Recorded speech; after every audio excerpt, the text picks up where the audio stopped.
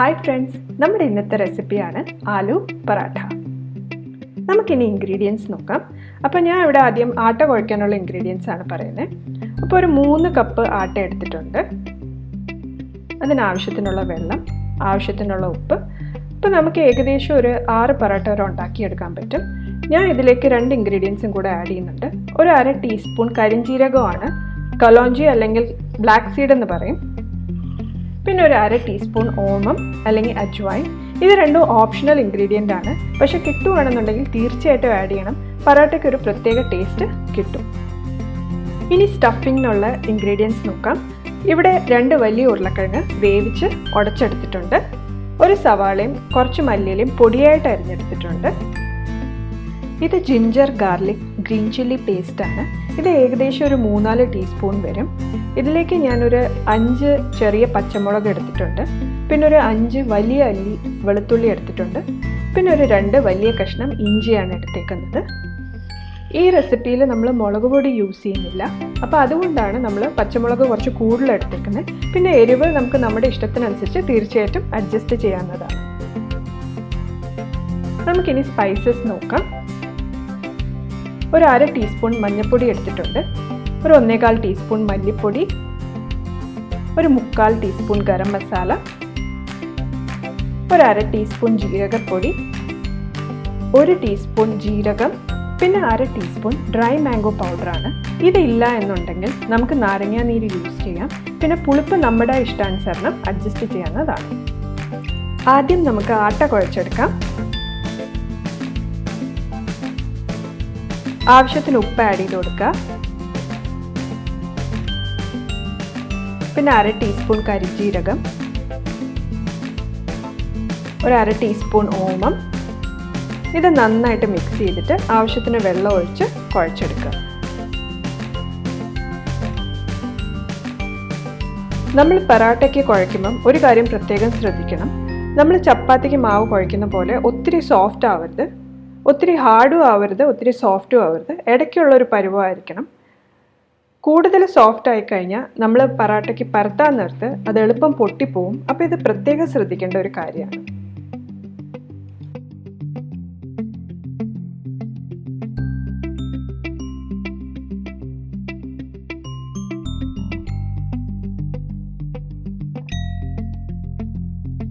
ഏകദേശം ഒരു 5 മിനിറ്റ് ഇത് നന്നായിട്ടൊന്ന് കുഴച്ചെടുക്കുക. നമുക്ക് എന്നിട്ട് ഇതൊരു 1/2 മണിക്കൂർ തൊട്ട് 1 മണിക്കൂർ വരെ നമുക്കിത് അടച്ച് വെക്കാം. അപ്പോൾ ആ സമയം കൊണ്ട് നമുക്കിതിൻ്റെ സ്റ്റഫിങ്ങും റെഡിയാക്കി എടുക്കാവുന്നതാണ്. നമുക്കാദ്യം സ്റ്റഫിങ്ങിൻ്റെ മസാല റെഡിയാക്കി എടുക്കാം. അപ്പോൾ പാൻ ചൂടായതിന് ശേഷം ആവശ്യത്തിന് എണ്ണ ഒഴിച്ചു കൊടുക്കുക.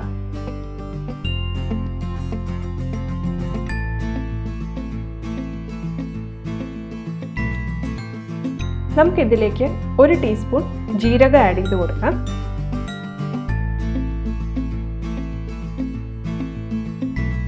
ജീരകം ഒന്ന് റോസ്റ്റായി വന്നതിന് ശേഷം നമുക്കിതിലേക്ക് ginger garlic green chilli paste add ചെയ്ത് കൊടുക്കാം.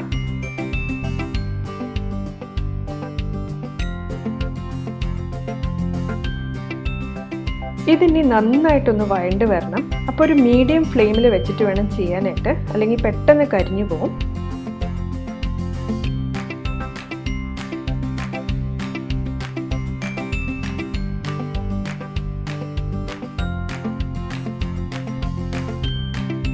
ഇതിപ്പോൾ ഏകദേശം നന്നായിട്ട് വഴണ്ട് വന്നിട്ടുണ്ട്. ഞാൻ ഇവിടെ ഫ്ലെയിം ഓഫ് ചെയ്യാണ്. ഫ്ലെയിം ഓഫ് ചെയ്തിട്ടാണ് ഞാൻ ബാക്കി മസാല ആഡ് ചെയ്ത് കൊടുക്കുന്നത്. അപ്പോൾ ആ പാനിൻ്റെ ചൂട് കൊണ്ട് തന്നെ മസാല ഒന്ന് ചെറുതായിട്ട് റോസ്റ്റായിട്ട് കിട്ടും.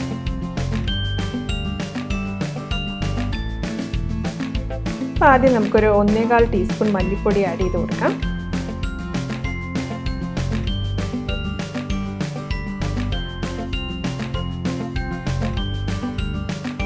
പിന്നെ ഒരു 1/2 ടീസ്പൂൺ മഞ്ഞൾപ്പൊടി, പിന്നെ ഒരു 1/2 ടീസ്പൂൺ ജീരകപ്പൊടിയാണ് ആഡ് ചെയ്തിരിക്കുന്നത്.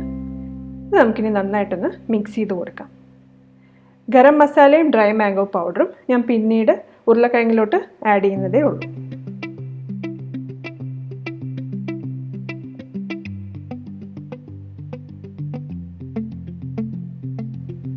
അപ്പം നമുക്ക് സ്റ്റഫിങ് റെഡിയാക്കി എടുക്കാം.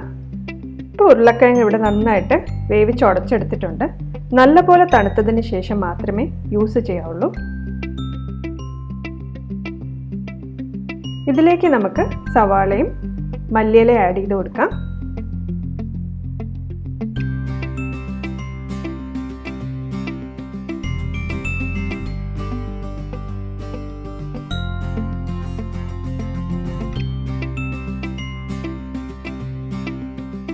നമുക്കിനി വഴറ്റി വെച്ചേക്കുന്ന ginger garlic green chilli paste add ചെയ്ത് കൊടുക്കാം. ഇത് നന്നായിട്ട് തണുത്തതിന് ശേഷം മാത്രം ആഡ് ചെയ്യുക.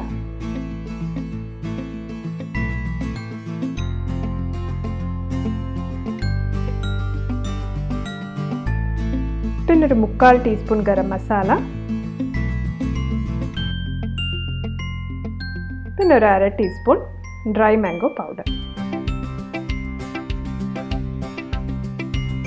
ആവശ്യത്തിന് ഉപ്പ് ആഡ് ചെയ്ത് കൊടുക്കുക.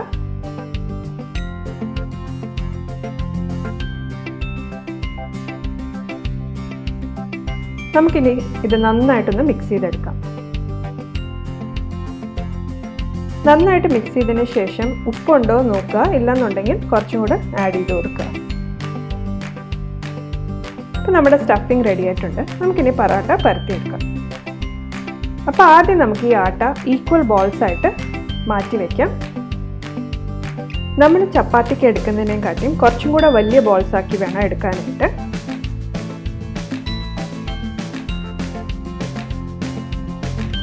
നമുക്കിനി മസാലയും ഇതുപോലെ ബോൾസ് ആക്കി എടുക്കാം. പൊറോട്ടയ്ക്ക് എടുത്ത ബോൾസിനെ കാട്ടിയും കുറച്ചും കൂടെ ചെറിയ സൈസിൽ വേണം ഇതെടുക്കാനായിട്ട്. നമുക്കിനി പരത്തിയെടുക്കാം.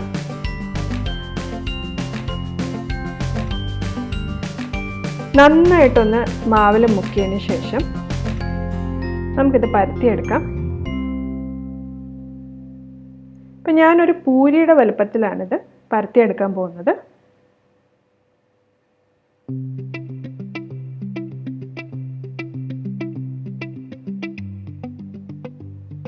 നമുക്ക് സ്റ്റഫിങ് വെച്ച് കൊടുക്കാം. എന്നിട്ടൊന്ന് പ്രസ് ചെയ്ത് കൊടുക്കാം. എന്നിട്ട് നമ്മൾ ഈ പ്ലീറ്റ് എടുക്കുന്ന പോലെ ഇത് മടക്കി ഇത് നന്നായിട്ടൊന്ന് ക്ലോസ് ചെയ്തെടുക്കുക. ഇതൊന്ന് ക്ലോസ് ചെയ്തതിന് ശേഷം ഒന്ന് ചെറുതായിട്ട് ട്വിസ്റ്റ് ചെയ്തിട്ട് ഇതൊന്ന് താഴോട്ട് പ്രസ് ചെയ്യുക. അധികം ഫോഴ്സ് അപ്ലൈ ചെയ്യാതെ ഒന്ന് പ്രസ് ചെയ്ത് കൊടുക്കുക. അപ്പോൾ സ്റ്റഫിങ് അകത്ത് എല്ലായിടത്തും ഈക്വലായിട്ട് സ്പ്രെഡായി കിട്ടും. നമുക്കിത് ഇനി നന്നായിട്ടൊന്ന് മാവിൽ ഡിപ്പ് ചെയ്തിട്ട് പരത്തിയെടുക്കാം. ഇപ്പോൾ ഒരു ചെറിയ പ്രഷർ കൊടുത്തിട്ട് വേണം പരത്തിയെടുക്കാനായിട്ട്. പിന്നെ ഒരു കാര്യം പ്രത്യേകം ശ്രദ്ധിക്കേണ്ടത്, നമ്മൾ സാധാരണ ചപ്പാത്തി പരത്താൻ നേരത്ത് നമ്മൾ തിരിച്ചും മറിച്ചിട്ടാണ് പരത്തിയെടുക്കുന്നത്. അപ്പം പൊറോട്ട പരത്തുമ്പോഴത്തേക്ക് അത് ചെയ്യാതിരിക്കുക. ഒരേ സൈഡ് വെച്ചിട്ട് തന്നെ പരത്തിയെടുക്കുക. നമ്മൾ തിരിച്ചും മറിച്ചിട്ട് പരത്തി കഴിഞ്ഞാൽ അത് എളുപ്പം പൊട്ടാൻ സാധ്യതയുണ്ട്. അതുപോലെ തന്നെ നിങ്ങൾ ശ്രദ്ധിച്ചാൽ അറിയാം, ഞാൻ ആ ലോക്ക് ചെയ്ത സൈഡാണ് മുകളിലേക്ക് വെച്ചിട്ട് പരത്തിയെടുത്തേക്കുന്നത്.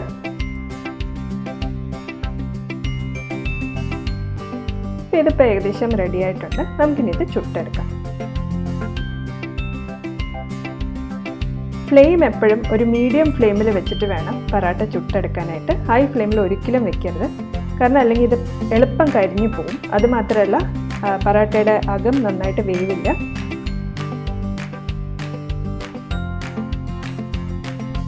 നമുക്കിനി ആവശ്യത്തിന് നെയ്യ് ഒഴിച്ചു കൊടുക്കാം. നെയ്യ് തന്നെ വേണമെന്നില്ല, എണ്ണയോ ബട്ടറോ നമ്മുടെ ഇഷ്ടം അനുസരിച്ച് ആഡ് ചെയ്ത് കൊടുക്കാം. നമ്മുടെ ആലു പൊറോട്ട റെഡി ആയിട്ടുണ്ട്. നമുക്കിത് പ്ലേറ്റ് ചെയ്തെടുക്കാം. അപ്പോൾ തീർച്ചയായിട്ടും ഇത് ട്രൈ ചെയ്ത് നോക്കുക. എന്നിട്ട് ഇഷ്ടപ്പെടുകയാണെന്നുണ്ടെങ്കിൽ കമൻറ്റ് ചെയ്യുക, ഷെയർ ചെയ്യുക. Also please like and subscribe to my channel. Thank you for watching.